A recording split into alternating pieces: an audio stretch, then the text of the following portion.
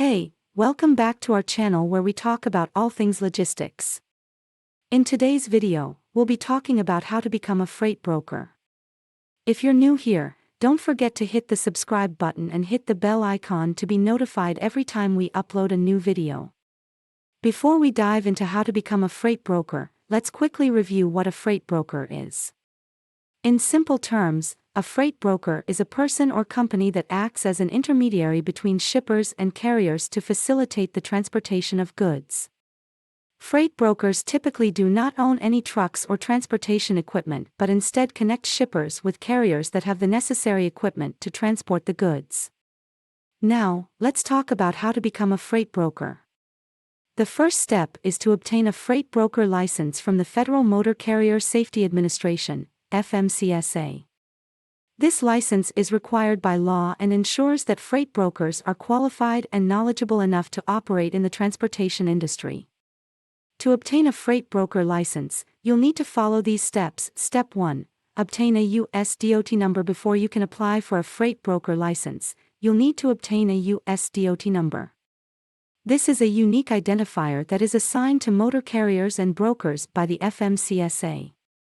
To obtain a U.S. DOT number, you'll need to register with the FMCSA through their online registration system.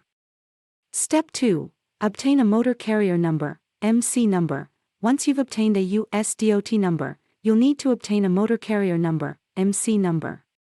This number is also assigned by the FMCSA and is required for motor carriers that transport regulated commodities.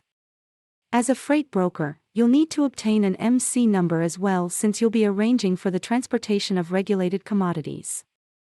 Step 3. Obtain a surety bond or trust fund. To obtain a freight broker license, you'll need to provide proof of financial responsibility in the form of a surety bond or trust fund.